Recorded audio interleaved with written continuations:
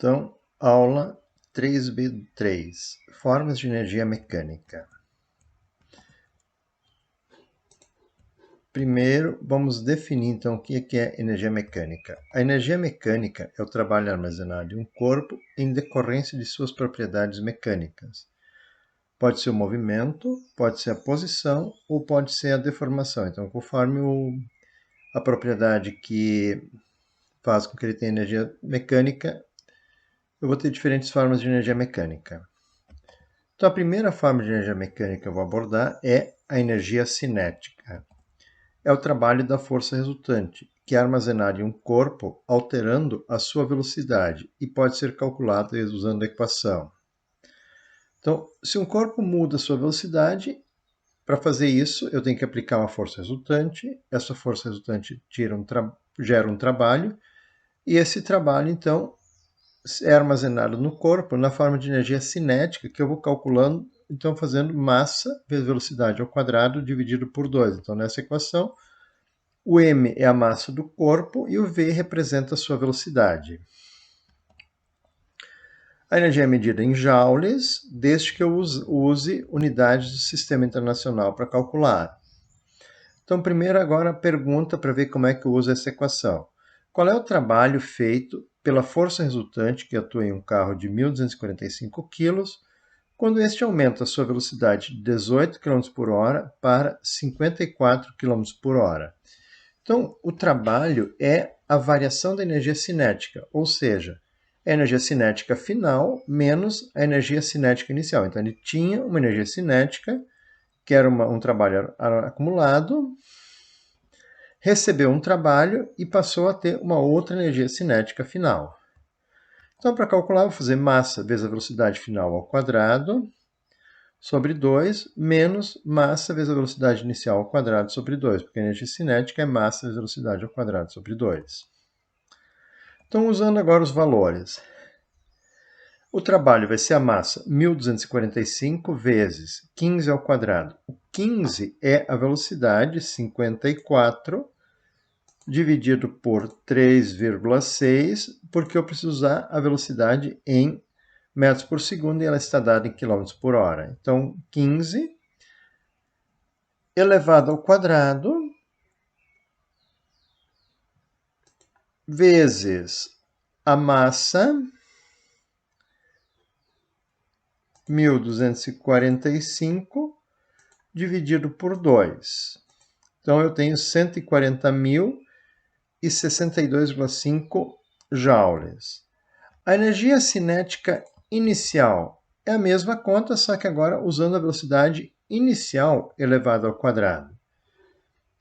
Então,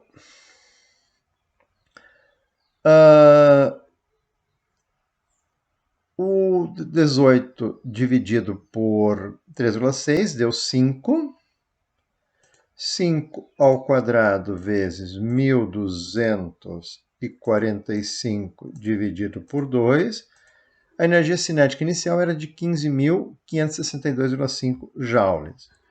Então, o trabalho vai ser 140.062,5 menos 15.562,5 me dá um trabalho de 124.500 joules para acelerar o carro de 18 até 54 km por hora.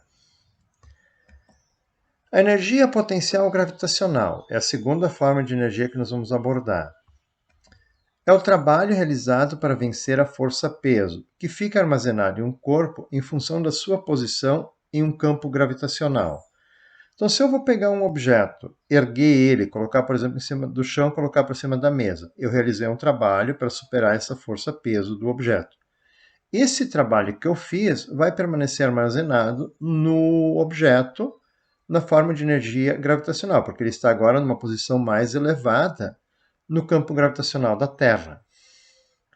Então, se ele cair da mesa, ele vai realizar um trabalho e vai despencar até o chão, podendo quebrar ou marcar o chão. Quando as variações de intensidade de campo gravitacional são desprezíveis, diz-se que o corpo está em um campo uniforme e será possível usar a equação energia gravitacional, massa vezes gravidade vezes altura. Então, essa é uma equação mais simples que eu vou usar, por exemplo, próximo da superfície da Terra. Se eu considerar com muita precisão, a gravidade no chão da sala é maior do que a aceleração da gravidade no teto, porque o teto está um pouquinho mais longe do centro da Terra. Só que essa é uma variação muito pequena. Então, eu posso usar essa equação simplificada para calcular. Nessa equação, o m representa a massa, o g é o valor da aceleração da gravidade e o h é a altura do corpo que o corpo se encontra no campo gravitacional. E eu preciso estabelecer um referencial para medir esta altura. O que significa colocar um referencial? Eu posso medir a altura em relação ao chão. Então, em relação ao chão, o objeto vai ter uma determinada energia potencial gravitacional. Mas se eu medir em relação à mesa, a energia potencial gravitacional do objeto colocado sobre a mesa vai ser zero, porque a altura vai ser zero. E nesse caso, o trabalho de trazer do chão até a mesa gerou Ele tinha no chão uma energia potencial gravitacional negativa, então houve um trabalho para tirar essa energia negativa que ele tinha no chão. Agora, uma equaçãozinha para aplicar isso. Quanto trabalho é realizado pelas pernas de um homem de 75 quilos quando ele sobe uma escada com altura de 3,2 metros para ir de um andar para o outro? Então, o trabalho, a variação da energia gravitacional, vai ser massa vezes gravidade vezes altura final, menos massa vezes gravidade vezes altura inicial. Vou colocar o referencial no primeiro andar, onde o homem se encontra. Então, o trabalho vai ser a massa dele, 75, vezes 9,81, vezes 3,2. Então, 75 vezes 9,81, vezes 3,2. Foi realizado um trabalho de 2.354,4 joules. Se eu tivesse escolhido como referencial o segundo andar, então a energia gravitacional final seria zero e a altura inicial seria negativa. E o resultado final de trabalhos continuaria sendo o mesmo, porque eu teria uma altura inicial negativa, ele estava 3,2 metros abaixo do meu referencial. Então, uma segunda situação de calcular energia gravitacional é quando um corpo está nas proximidades de um astro esférico, ou quase esférico, porque na verdade a Terra não é uma esfera perfeita, ela é um geóide. Disse que o corpo se encontra em um campo pontiforme. Neste caso, a energia gravitacional do corpo será calculada com a equação energia gravitacional vai ser menos G vezes M sobre D, onde o G é a constante gravitacional universal, que foi usado na unidade 3A, 6,67 vezes 10 na menos 11, Newton metro quadrado por quilograma quadrado. M é a massa do corpo e M maiúscula é a massa do astro e D é a distância centro a centro entre o corpo e o astro. Então, neste caso, quando nós levamos em consideração grandes distâncias em relação à Terra, o campo gravitacional não é constante, não tem mais um G minúsculo, 9,81 sempre. À medida que nós subimos, essa aceleração da gravidade diminui e, portanto, eu não posso usar mais a equação mgh, porque o G vai mudando de valor.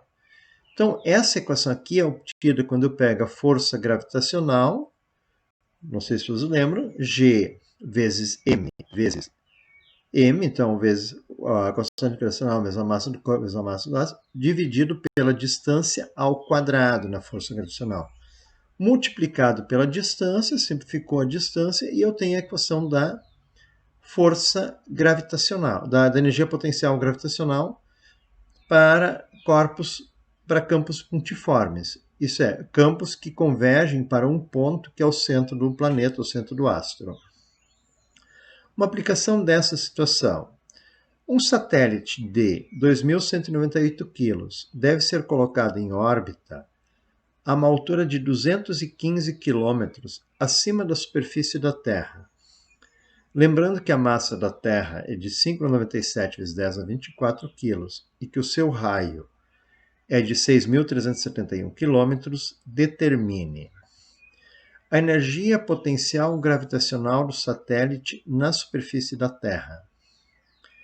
Então, nesse caso, essa equação, como considera em relação centro a centro, a energia gravitacional vai ser zero se a distância for infinitamente grande. Então, quando eu calculo, na verdade, a energia gravitacional neste caso, eu estou calculando quanto trabalho tem que ser feito sobre um satélite para afastá-lo definitivamente da atração gravitacional da Terra.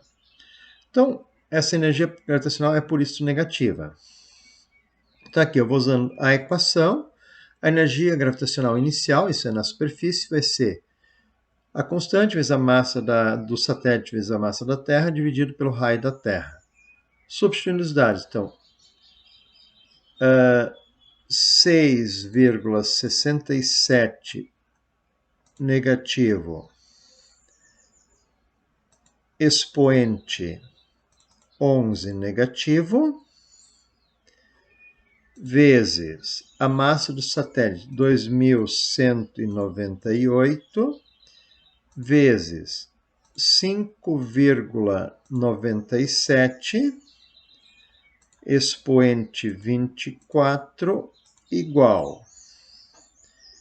E dividido pelo raio da Terra, 6.371 km, então, vezes 1.000 para ter em metros.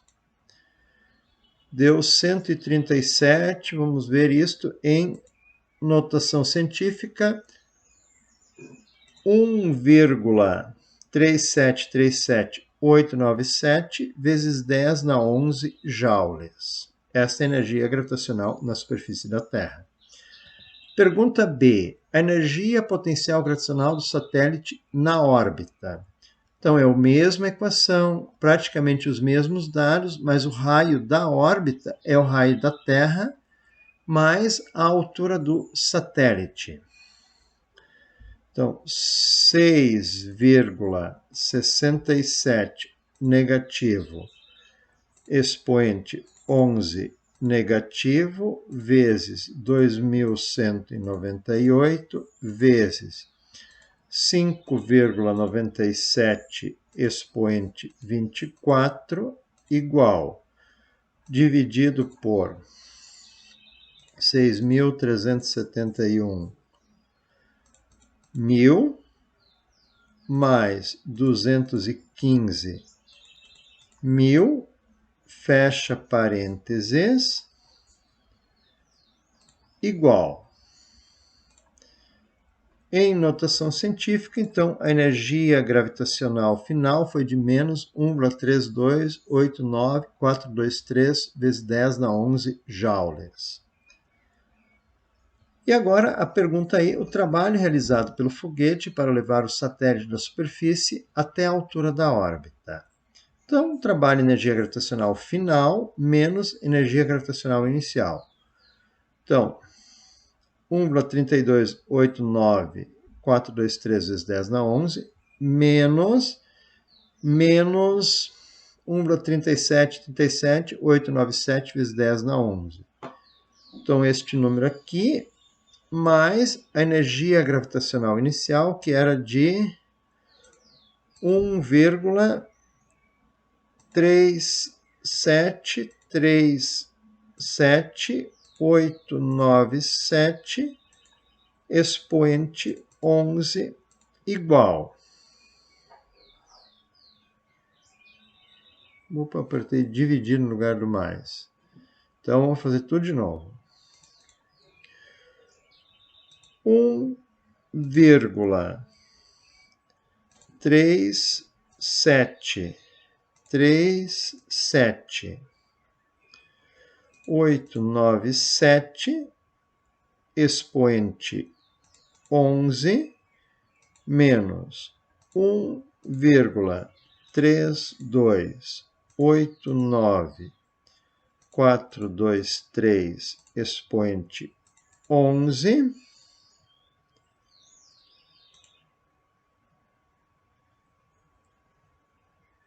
igual 4,48474 expoente 9 joules. Então esse é o trabalho que os foguetes devem realizar para elevar o satélite da superfície da Terra até a sua órbita. E depois ainda tem que realizar o trabalho para ele ganhar a energia cinética necessária para permanecer em órbita.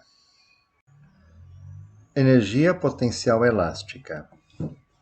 É o trabalho realizado para deformar um corpo, que fica armazenado neste corpo, se ele for elástico, em função da sua deformação. Ela pode ser calculada pela equação. Energia elástica é o kx² dividido por 2.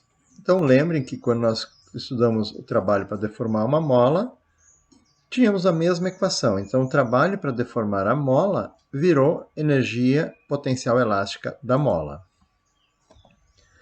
O K é a constante elástica, o X representa a sua deformação. Então, uma aplicação disso, uma mola com constante elástica de 4.500 newtons por metro, tem comprimento natural de 15 centímetros e foi espichada até seu comprimento aumentar para 18 centímetros. Qual foi o trabalho realizado?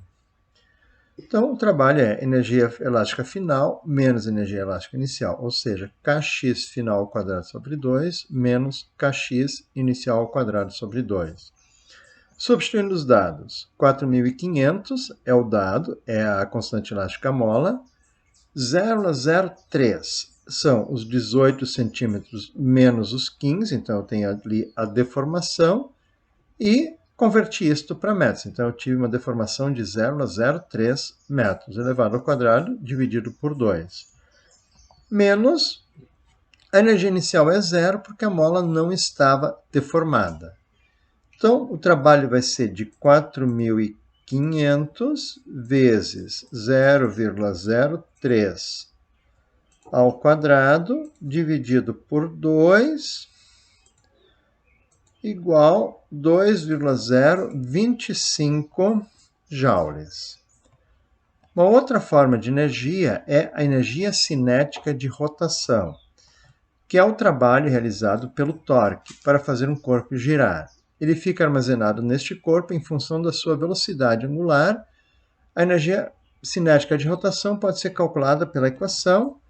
Energia de rotação é I ômega ao quadrado sobre 2. Então, o I representa o momento de inércia e o ômega representa a velocidade angular. Uma aplicação, um disco de massa 22,5 kg e 54 cm de diâmetro está girando com uma frequência de 1.260 RPM. Determine o momento de primeira pergunta, o momento de inércia do disco. Então, o momento de inércia do disco é 1 meio de massa vezes o raio ao quadrado, ou seja, 0,5 vezes 22,5 vezes 54 dividido por 2 são 27, convertido em metros, 0,27 elevado ao quadrado igual. Então, eu tenho um momento de inércia de 0,820 kg/metro quadrado. Pergunta B. A velocidade angular do disco. A velocidade angular é 2π vezes a frequência, mas eu tenho que usar a frequência em Hz. Então, 2π vezes 21. 1.260 dividido por 60 dá 21. Então, 2 vezes π vezes 21 igual. A velocidade angular é de 131,9469 radianos por segundo. E agora a pergunta: energia cinética de rotação do disco. Energia cinética, I ômega ao quadrado sobre 2, então vai ser a velocidade angular ao quadrado vezes 0,820 125 dividido por 2 me deu uma energia cinética de rotação de 7.139,18 joules.